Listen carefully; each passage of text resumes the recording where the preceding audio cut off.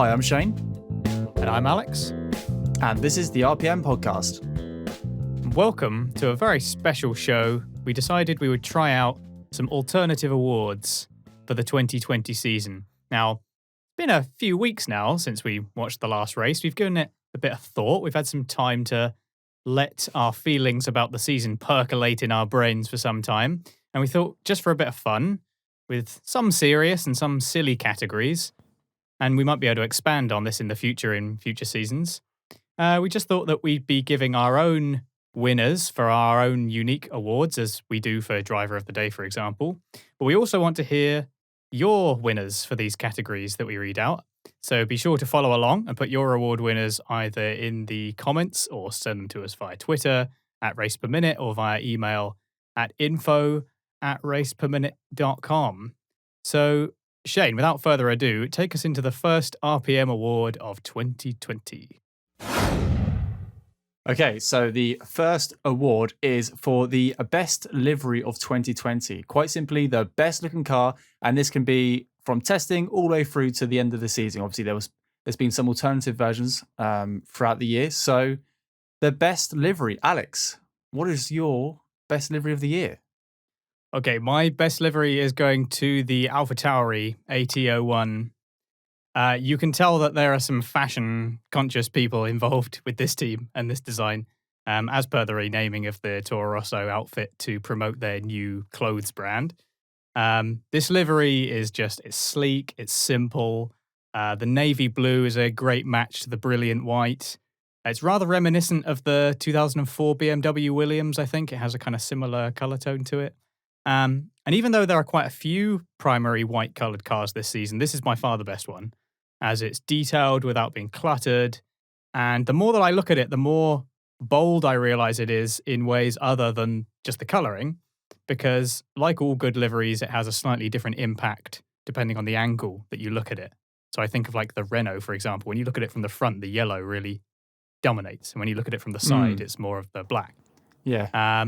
But with the AlphaTauri, you have the deep blue becoming more dominant from above, whereas behind it's kind of like it's almost like a military aircraft with that kind of deep blue, kind of almost navy blue. It also has this splash of red from the Honda branding, which is very prominently displayed on the side, which is quite unusual actually, because if you compare it to say McLaren, they display the Renault like it's just another sponsor. It's kind of this tiny little bit of text that's sort of hidden in the corner somewhere. So it's quite unusual to have the Honda displayed so prominently. And the AlphaTauri logo itself is massive, especially on the engine cover. It's so big that it forms part of the livery itself rather than simply being a decal. If I could change one thing about this livery to make it better, I'd make the Honda badge on the nose be red as well, just to kind of complete that idea. But yeah, the AlphaTauri is a beautiful looking car. When they released it, and announced it, they revealed it at the start of the season. I knew it was going to be difficult to beat, so yeah, it's the AlphaTauri for me. Well, that's fair enough. Are you looking forward to next year's AlphaTauri? Do you reckon they'll change it at all or keep it the same? I don't know. I can't decide whether I want them to keep it pretty much exactly the same or to go for something entirely different. Just I'm looking forward to Honda. it though. Yeah. Well, it will be for the last time as well, seeing that Honda on there. So maybe they'll make it even bigger. Maybe. So as for myself, this might be a little bit predictable, but I want to go into the reasons why. I was actually torn between two teams, and AlphaTauri wasn't one of those teams, so I do apologise. I was torn between the McLaren and the Mercedes. The McLaren just stands out just in every single race circuit. The bright orange, the We Racers one around the halo. It's just a stunning looking car with the blue accent on the back as well. But I think what pips it for me is the Mercedes, and it's the black Mercedes. Their livery they introduced, was it straight away this year? I don't think they ran it in testing this year, the black Mercedes. I think it was a couple of races in, or maybe the first race. It was shortly before the Austrian Grand Prix, I believe. So it was for the whole year. But it's such a striking looking car. The livery itself is bold and mean, perfect for such a team, perfect for a team which means business. They were on the hunt for their 8th constructor and their 7th world champion for Lewis. It's a team which means business, and the car just looks like something which is not to be reckoned with. It's a beast. The Mercedes was untouchable this year, and that black livery just is perfect. And off the track, it means so much more as well. They've backed Lewis Hamilton and the Black Lives Matter movement, which turned into the We Race as One movement. Obviously, it was spread across the whole paddock, but Mercedes were the only team which had such a radical change in their car, which I think was fantastic. And also towards the end of the season, they debuted a livery which was almost identical, but instead of the stars on the back, you could see all the teams' names, all the way from the janitors and the cleaners in the Mercedes factory to Lewis and Bottas, and even Roscoe the dog was on there as well. And I think that's such a touch and effort. Like, not many other teams do this at all throughout Formula One. I can't remember the last time any team changed their design so radically to add all the team names, or even to promote a charity or a movement. But that's why Mercedes has got it for me, just because of it just looks incredible. Looks aside, not looks aside, but it looks fantastic, and even more so because of the movement it supports. Yeah, that Mercedes looks really good, and it's kind of like a Death Star, isn't it? It really is. It's still like a Apache helicopter or something. It looks super mean, and suits the dominance of the car. So best livery 2020 is split between the AlphaTauri and the Mercedes. Both worthy winners, if you ask me. They are both good-looking cars. All right, let's go on to our next award then. This is going to be a slightly tongue-in-cheek kind of one. We're going to give out an award today for most boring race, for when you realize that you've got distracted looking at Twitter or your phone and 25 laps have passed and yet nothing seems to have changed somehow. Let's face it, every now and again we do have races like that in Formula One. Every now and again it can be a bit of a snoozer. It's true of any sport. So we're gonna talk about what we were slightly sent to sleep by this year. Shane, what are you giving for most boring race? Well, when I looked at this category, I instantly thought, let me just have a quick Google of the 2020 France Grand Prix and see if I can remember any of the highlights. And then I realized we didn't have a French Grand Prix, so it couldn't win by default. However, on reflection, I'm going to pick Abu Dhabi. And I have some reasons why. It was the final race of the season, and it was one of the most boring races. It was very underwhelming. Not many on-track overtakes. It was very just methodical. It was not something you want to see the end of an F1 season go out on. It's meant to be like this massive spectacle to remember Formula One by. We talked about it in the podcast. It just wasn't very exciting at all. And then I looked at the highlights and I thought, blimey, Max won. And I thought, actually, this was an incredibly boring race. And we always say that, Mercedes are 1-2, it's going to be another boring race. Well, actually, there wasn't a Mercedes 1-2. Max Verstappen got pole and he led the entire race. It was a Red Bull on the top step of the podium, and it was still a boring race. So it just goes to show that actually it doesn't matter. We've had so many good races this year where Mercedes have won it through pace or through strategy, and Red Bull have, really struggled. But actually, if I'd said to you, Red Bull, Max Verstappen won that race, you'd instantly think, oh, that must have been a great race to watch. But it wasn't. It was an absolute snore fest. I looked at my phone, it was at lap 30. I looked at my phone, it was lap 45, and done. That was a great way to end the season. So, unfortunately, for such a beautiful race, as in the scenery and the spectacle of what Abu Dhabi is, it was the most boring race of the year for me.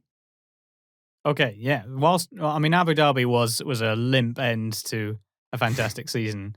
And like you say, it showed that not all non-Mercedes wins in the turbo hybrid era instant classics. I do remember being a bit more engaged because of the Constructors' Championship battle.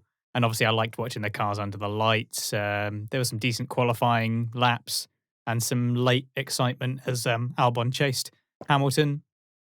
However, my most boring race of the year was the Spanish Grand Prix.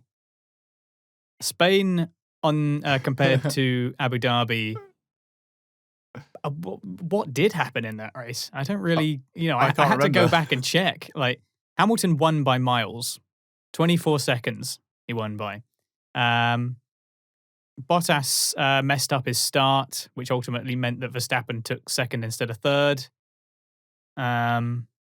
Ferrari had a bit of a nightmare because they didn't know what Vettel wanted to do. Leclerc's car just turned off at one point. Other than that, I just can't really think of any decent on-track overtakes or battles. Even the qualifying was predictable. Free practice had nothing. Hamilton set the fastest lap in every session. The only thing I can remember from free practice was when Ocon crashed. Oh, yeah. I mean, Lewis said after the race that he didn't really know what happened and that he was in a daze for most of a race, which I thought was pretty apt because that's how I felt about the Spanish Grand Prix as well. And if he's saying that driving the car around 200 miles per hour, Yeah.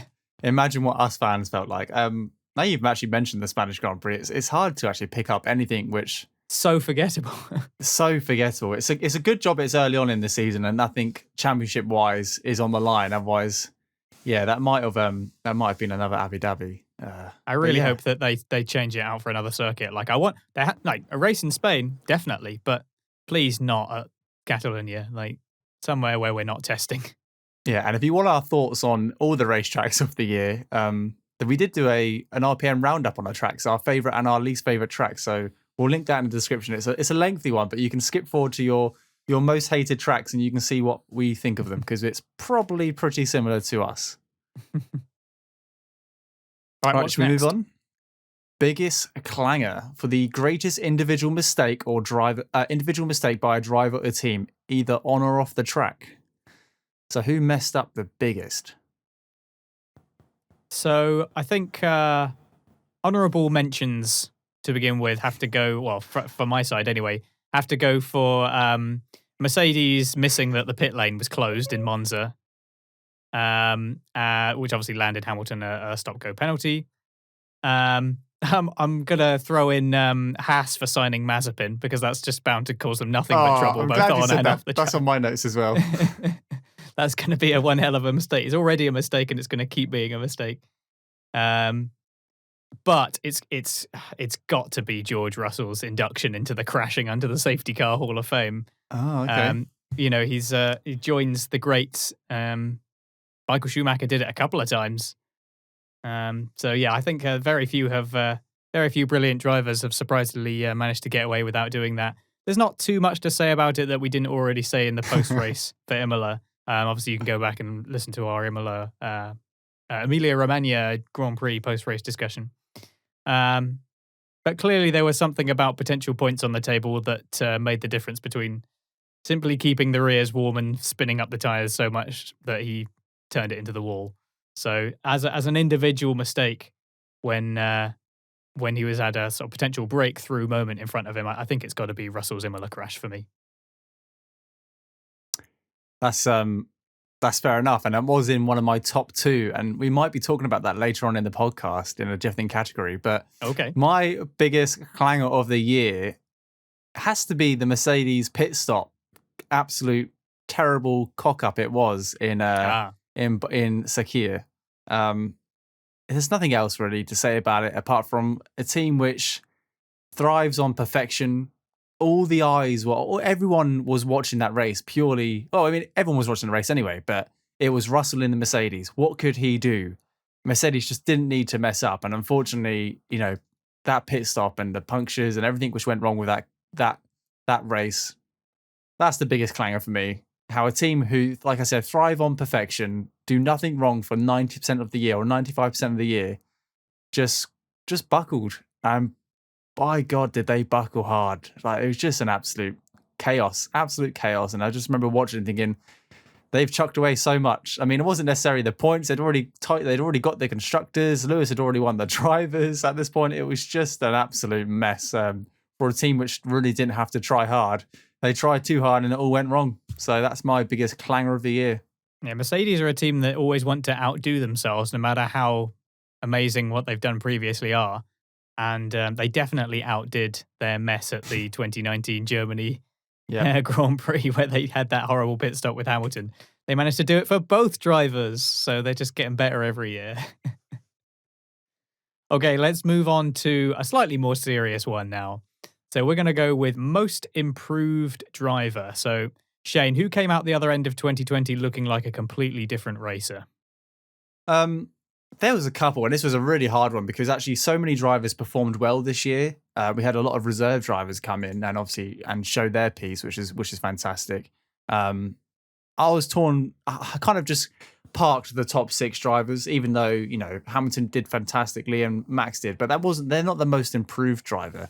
So I want to go with a driver who was already good, but I think came out on a different level this year, and that's Lando Norris. coming into the sport from last year where he had a lot of not reliability issues, but didn't finish as many races as he wanted, didn't pick up as many points as his teammate. Almost was, I don't want to say second best, but Carlos outperformed him. This year, it was neck and neck the whole year. And again, I know Carlos outperformed him again, but that was down on the final race. But Lando Norris has improved so much on and off track. So let's just take it right back to the beginning of the season where COVID hit and all the drivers were, not self-isolating, but staying at home, waiting to find out what's going on in Formula One.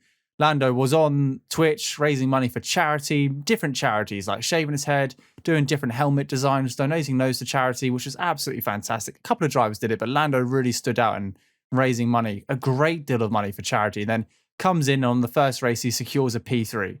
And he's a young driver in a McLaren. And McLaren over the last couple of years is it's not so much now, but it has been a bit of a hostile seat.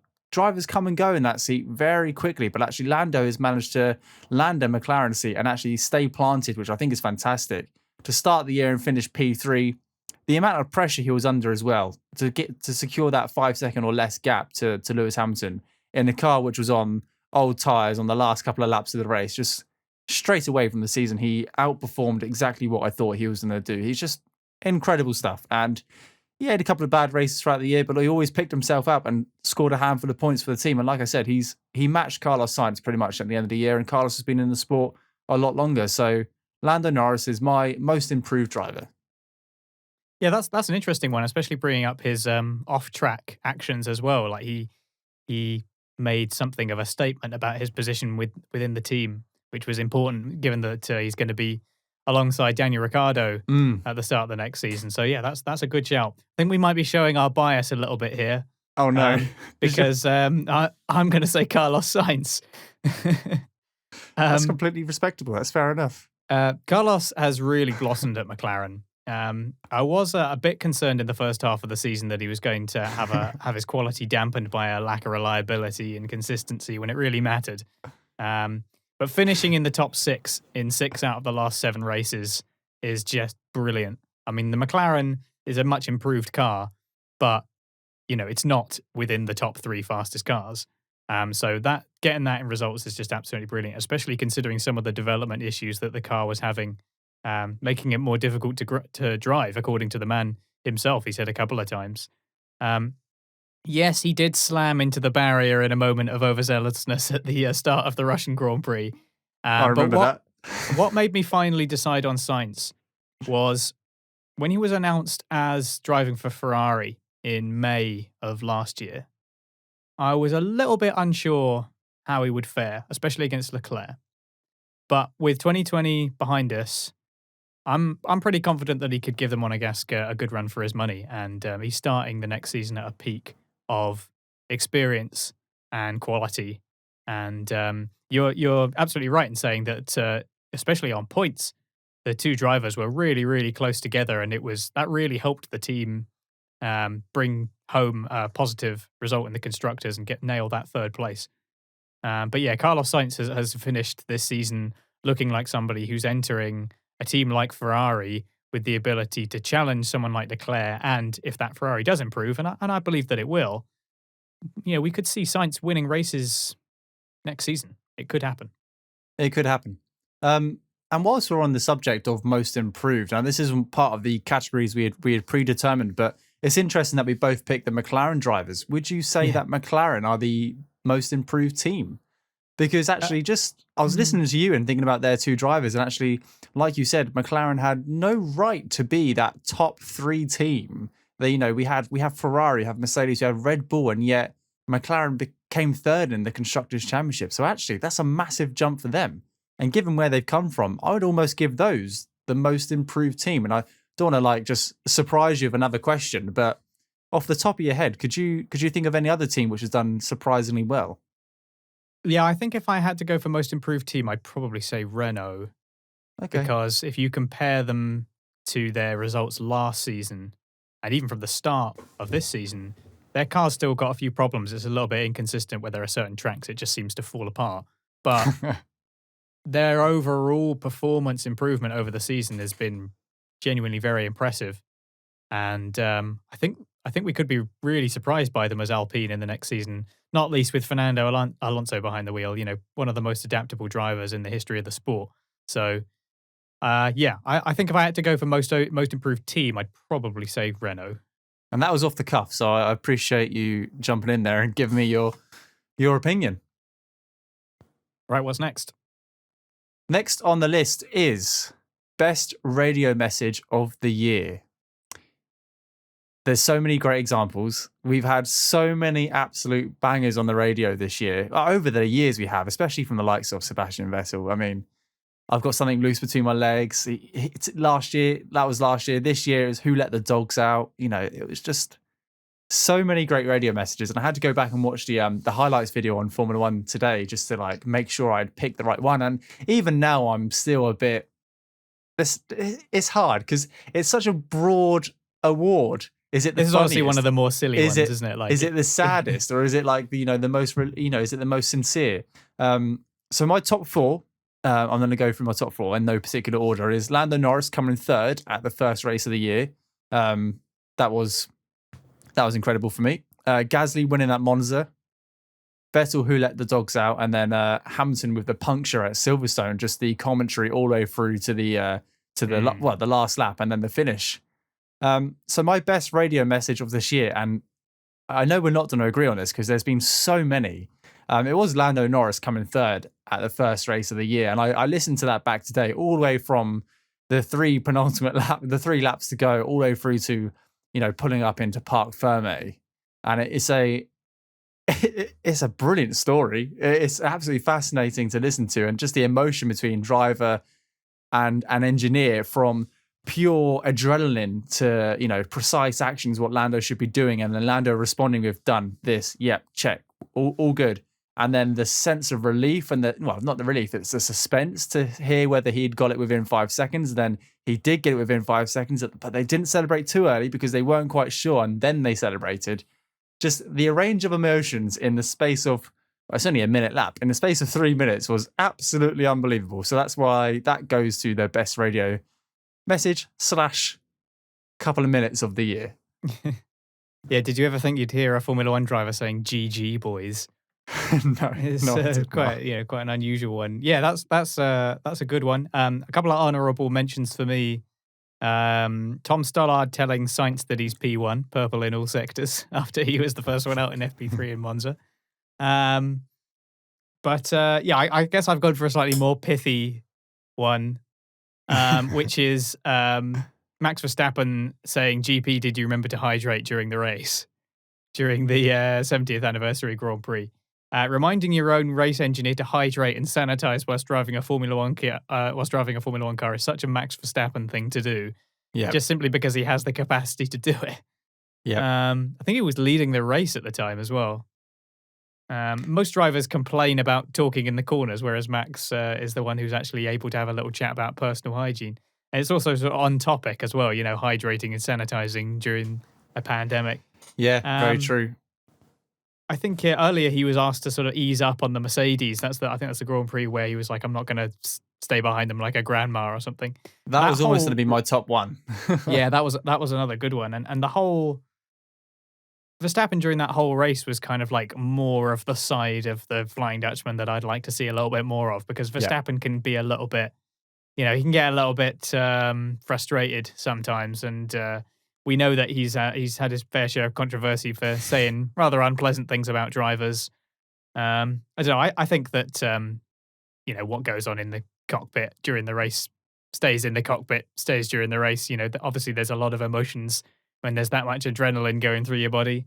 But I'd like to see a little bit more of that side of Max Verstappen, and I just think that he did it a couple of times, reminding his race engineer to hydrate and sanitize was just great tongue-in-cheek humor, and I'd like to see more of that kind of Max Verstappen, really. So, Max Verstappen for me. Yeah, I couldn't agree. Max has given us so many golden moments over the radio. I'm not going to sit back here and race like my grandma or drive like my grandma was an absolute classic. And I think I'll remember that for a long time. That was at the 70th anniversary, I think, when he was so close to the Mercedes, and just the passion decided to, the passion came out and he was gunning for it. And like you said, I want to see more of that from Max Verstappen, because he is a a fantastic driver. And given a glimpse of opportunity to take on those Mercedes, he just goes into another gear. Whereas, for the majority of the year, unfortunately, he's still in a high gear, but he's cruising for P3 or cruising for P2, knowing that P1 is out of his reach. But what a didn't guy! really get as many chances this year to do that, unfortunately. Oh, he really didn't. It's such a shame, but it's amazing how we had such a dominant year from Mercedes, but it was still such a good year for racing. It was such a good year. Right, let's move on to the next award then. So another kind of fun one. We're going to have Cringe of the Year for whatever moment made you feel a bit of secondhand embarrassment and think, I can't watch this. So this was really easy for me, and unfortunately it involves the same guy twice. One of which it wasn't his fault, and the other one which it was, and it is George Russell. So George Russell wins the award, but it wasn't because of the Mercedes botched pit stop. It was because he did spin behind the safety car, and he was in very good contention for his first points and Williams' first points of the year, and it chucked away so much. And when he spun at such a low speed, I just put my hand in my head and just thought, I can't watch. This is going to be awful to hear after the race. And credit to George. He came clean and was just like, yep, I made a mistake. It won't happen again. I'm really sorry. Don't want to talk about it anymore. But that moment when the replay just showed him spinning out behind the safety car and put it into the wall. Like you said, many, many legends have done it in the past. But that doesn't stop us cringing at the fact that another person has done it. And I no doubt that George will go on to do great things, but this will be one of the moments in his career which he looks back on and will eventually laugh. But at the moment, it's quite a cringeworthy moment. Yeah, that was definitely, like you say, one of those moments where you put your head in your hands and you know that the fallout is going to be bad as well. And especially at the moment, it's social media and it's incredibly transparent. You can see everything that goes on and you get to see it again and again from every which angle, and it just makes it look worse each time. Yep. For mine, I've stretched the definition a tiny bit. Oh, I'm interested already. Because just again to go over a couple of sort of ideas that I had thinking about this award. With the benefit of hindsight, I might have said Grosjean saying that the massive start-finish straight incident was the worst thing that he'd ever seen, knowing what was going to come later. I thought that was maybe a bit obtuse. And then maybe Albon's baffling sort of they raced me so hard that I think probably lost much of the sympathy that he had left from many of the fans. That was another moment you're like, oh no. That was pretty tragic, wasn't it? What are you saying, mate? Oh no. Also, a special shout out to the PR firm that claimed that their research showed that 99.9% accuracy that Perez would be announced as a Red Bull driver in a couple of days back in October. So obviously that 0.1% snuck in the end. However, it's got to be those ridiculous fan screens that were quite tellingly and quietly phased out as the season went on. I kind of found it quite amusing that they were very slowly and quietly sort of, let's just not do that anymore. Ever since we mentioned it on the podcast, they were gone. Clearly the Formula One management is listening to Race Per Minute. Look, it's a nice enough idea in principle, okay? And I know it's only meant to be a bit of fun. And I'm being a little bit sarcastic. But once we had that dude pouring milk on himself, the whole thing was destined to become an embarrassing pissing contest to see who could, publicly demean themselves the most on camera for the sake of a few seconds of broadcast time. Oh man! And I was there going, "Oh no, please! Can we not do this? If it's like little kids with their caps on, going, yeah, go Renault or whatever. Fine, whatever. It's a bit of fun. But once it becomes that, oh man, I'm trying to watch the race here." Yeah. And they were supposed to be fan cans, and at one point they had Nico Rosberg on it. Maybe he's a fan. I mean, he is, but he's got enough screen time already. It was a nice enough idea that became embarrassing the more it was used, and completely lost any purpose. And the fact that they sort of got rid of it without saying anything, I think, was pretty telling. Sums it up perfectly, wasn't it? How the idea was implemented and then slowly phased out over a couple of races. I can't believe I didn't think of that. Maybe I was dialing into a driver, but definitely 100%. I couldn't agree more. It was just, and I mentioned it in the podcast, way back when we started this back in August or July, that it was just they're embarrassing. I just didn't like them at all. The fact that Yeah, what really got me was like post race, you could see screenshots, and then people would edit the TV or like the fan screen to be something ridiculous. Oh, And I was yeah. like, this just doesn't work. And if this is being floated around on social media, it's not doing this professional sport any favors by people like photoshopping all this. So it was so easily done as well with those screens. It was just an opportunity waiting to happen. Asking for trouble. Yeah, absolutely. And like you said, it's one thing. I know we have fan cams at races when we view, you zoom into the crowd, you see kids waving or, people stand up and cheering. And I get a little bit annoyed at that because, I don't pay Sky Sports to do that when I just want to watch the race. But to have like artificial reactions, because they weren't live, these are pre-recorded. I remember seeing a tweet from F1 Media at the beginning of the season saying, send us your F1 reaction and we'll play them on the fan cams. I was like, it was even more like degrading. It was an overtake happens, people go wild on the camera, but I know that was recorded 5 months ago and uploaded on Twitter, so I knew it wasn't even a live reaction. I'm glad they're gone, and I'm glad that you mentioned it because that almost slipped my mind, and you gave me an opportunity to complain about them once again, so I do thank you, Alex. So two very different cringes of the year there. George Russell coming back again, he's getting 2 awards. Yeah. And the fan screens thing, which thankfully died a death about halfway through the season. Okay, should we move on to the next one? Yeah. A little bit more upbeat, this one. The Unsung Hero, who really made a big difference this year without getting the credit they deserve. Okay, Alex, this I must confess that this is something of a cop-out for me. Oh, no, not another one. But I do want to be serious for a bit and say it's not the fan screens again, is it? It's not, no. Yeah, it's without the volunteers that line the circuit every race weekend, there wouldn't be a Grand Prix at all. And the incident in Bahrain showed that how much danger is actually involved for these people who give their time. A lot of them give their time for free, as well as all the drivers and medical staff. Obviously, there are professional people who are being paid as part of the trackside staff as well. But I think it served as a reminder that there are a lot of people at every race, and not just in Formula One, but in many motorsports. I know people who are marshals at all sorts of sporting events like BTCC and various other racing categories.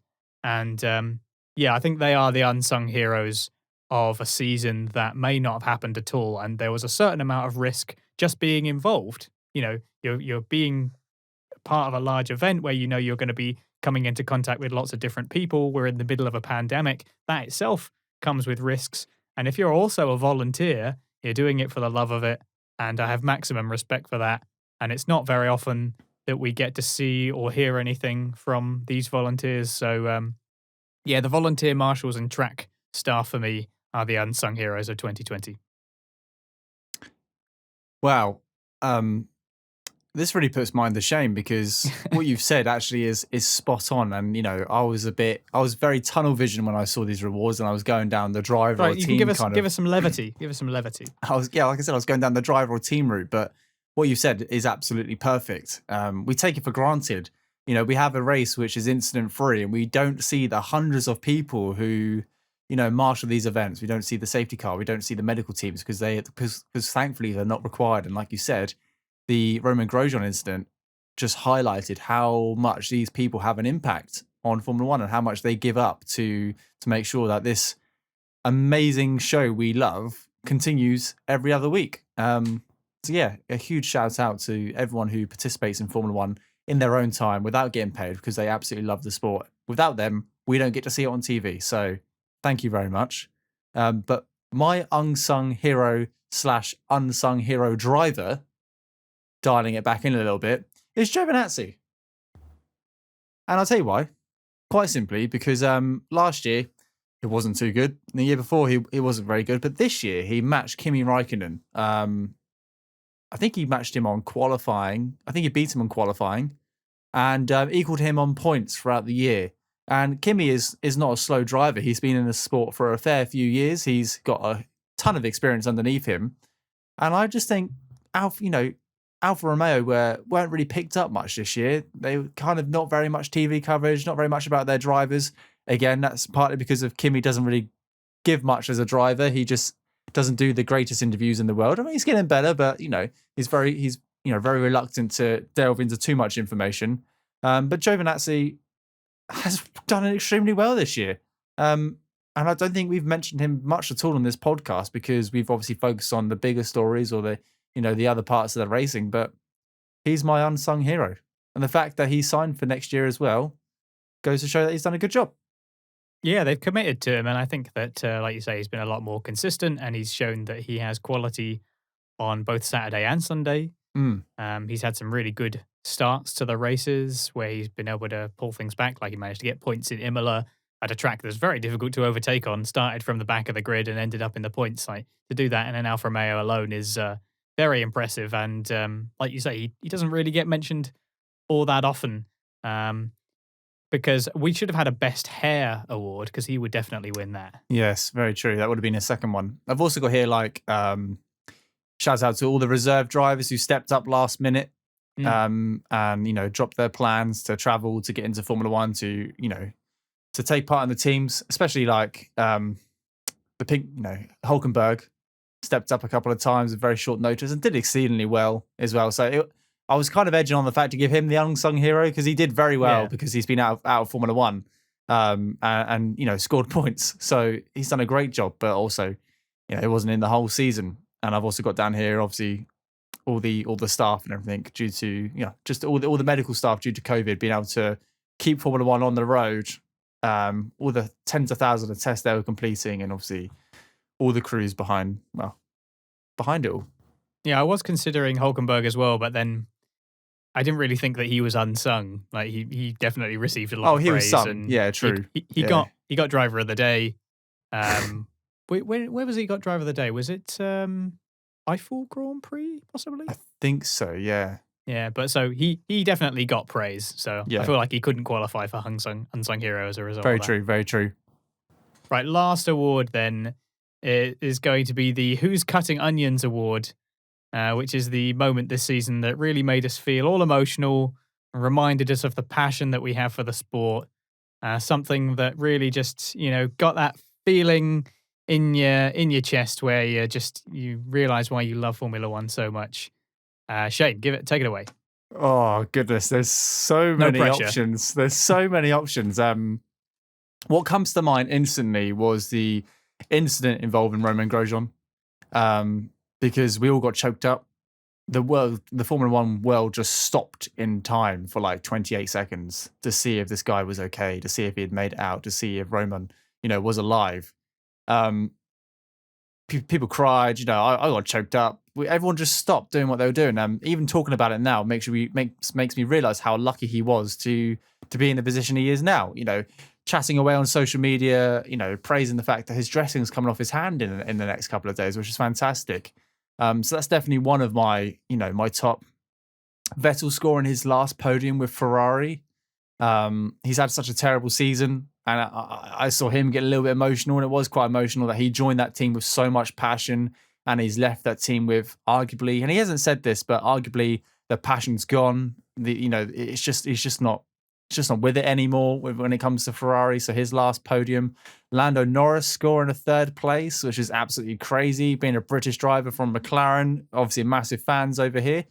Gasly winning at Monza, Stroll taking the pole, Perez getting his race win 2 races before he was going to be out of F1 potentially forever. There's so many options, but it has to be Romain Grosjean. It has to be the emotion, the worry, the scaredness, and the relief. That's what Formula One is about. We've got to realize these drivers risk their life every day not every day, but every weekend to perform a show for us. And we take it for granted. And Romain Grosjean I think it takes a lot to make me choke up. But seeing a guy I've never met before on TV crash made me choke up. So there it is, Romain Grosjean. So many close winners. I would have loved to put the new race winners or the new podium sitters, but Romain Grosjean wins it for me. Yeah, that's a really good suggestion. And you're right. That footage of the crash, and obviously the relief that followed. I mean, that will never not be astonishing. The way that he managed to survive that, and also the interview that he did when he came back as well, where he was like, I'm happy to be alive. I'm just happy to be sat here talking to you. Like it was the whole from start to finish, from the worst bits to the best bit. It was a very kind of life affirming moment.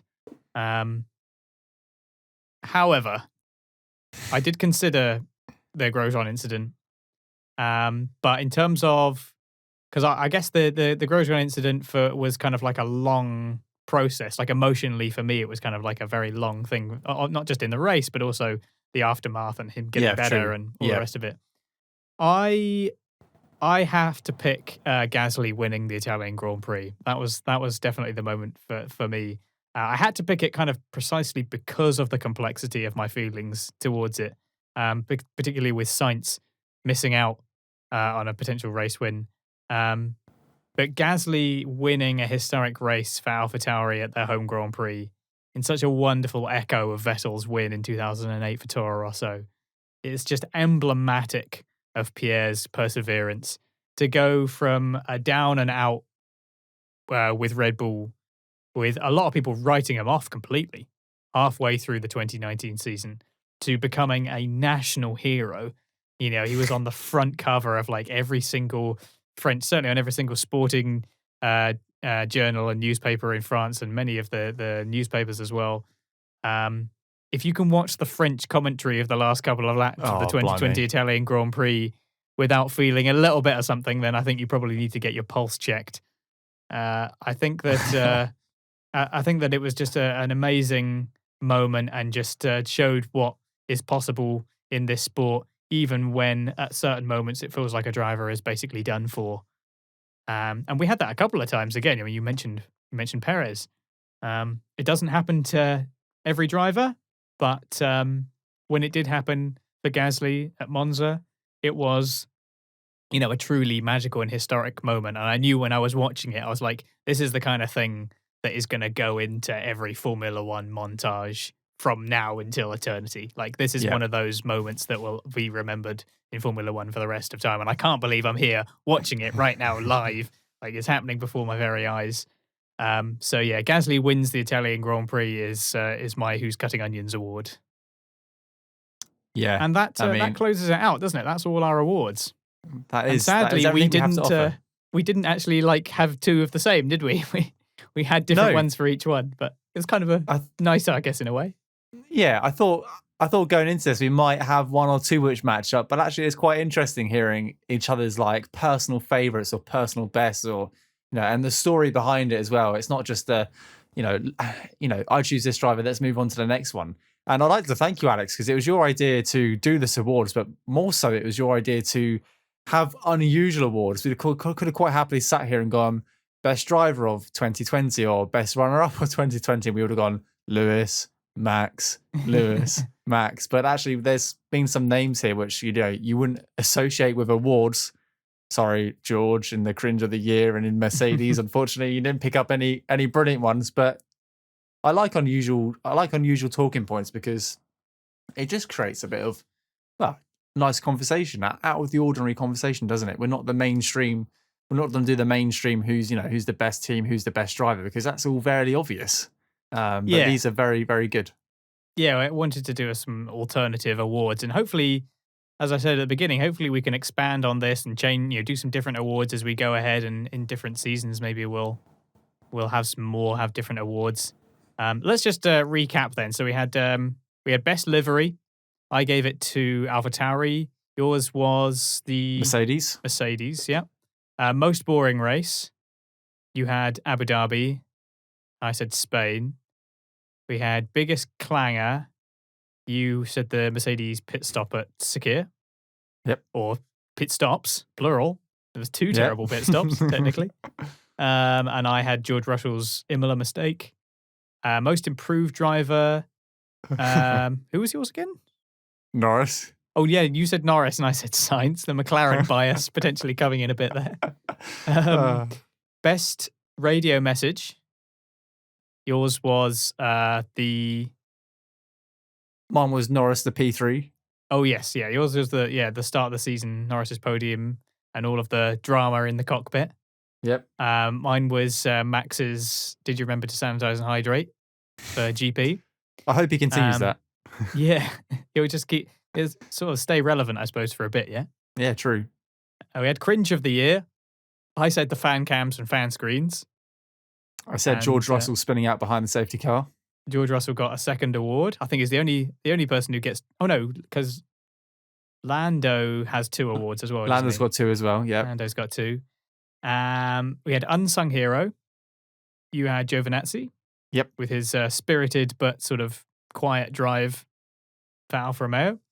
I had the volunteer marshals and staff at the tracks. And then we had, lastly, the Who's Cutting Onions Award, where you went for Grosjean's horrific, but thankfully not deadly crash. And I had Gasly winning the Italian Grand Prix. So there's all the awards. If you have your own winners for these awards, then by all means, let us know what you think. Give us your winners at RacePerMinute on Twitter or info@raceperminute.com. Yeah, I think what I'll do is I'm going to put out these categories on Twitter this evening or when this podcast goes live, and then you guys can reply back to it if you follow us on Twitter with your names of drivers or teams or support group in Formula One if you want to give them an award. But if you're watching on YouTube, you can always comment down below. And if you're not already, then please subscribe to us. We'll have some content coming out between now and the new start of the F1 season. We're looking forward to pre-season testing and all the new liveries. Alex is hoping for a red Honda logo on the nose of the AlphaTauri. That's all they got to do. That's all they got to do. And then make that Honda logo red. And then it'll be the best livery for 2021, will it? Yeah. You never know. Red Bull might bring out their camo livery again for testing, which we got to see that Aston Martin livery as well. Ooh, yeah, that give green me that could British be racing green. Give it to me. I need that British racing green. It's heading in that direction, isn't it? That green is making a comeback. But stay tuned and make sure you're subscribed to us on YouTube, or if you don't listen to us on YouTube, then make sure you follow us on your podcast apps, whether that be Apple Music, Spotify, or any of the podcast apps available. Give us a rating if you listen to the podcast apps. We like it when we get a little notification that someone's given us 5 stars. It just makes us feel great knowing that what we do is received well.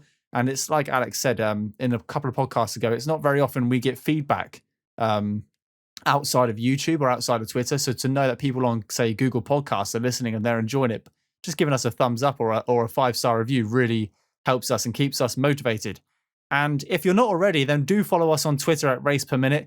At the moment, we have a F1 countdown going on, which everyone's finding quite funny because we're not quite sure when F1 starts at the moment. But at the moment, it's going to be in 68 days' time at the time of recording. But that could be pushed back a little bit if Australia doesn't go ahead and I have to redo all that work. But it doesn't matter. Occasionally, we do polls and tweets, and it's just really good to get you guys involved. We're both on it. So if you tweet us, you'll usually get a response fairly, within the day for sure.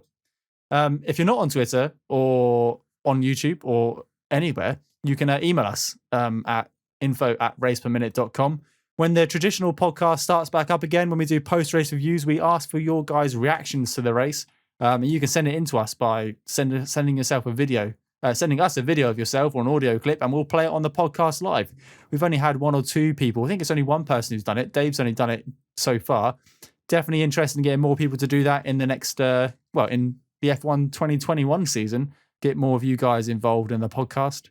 And if you really like the show and want to show your support, then do visit us on Patreon. The link is in the description of YouTube. And if you're not listening on YouTube, it's patreon.com/raceperminute, where you can support the show for as little as £1 a month. And that all goes towards keeping the cost of the podcast, covered.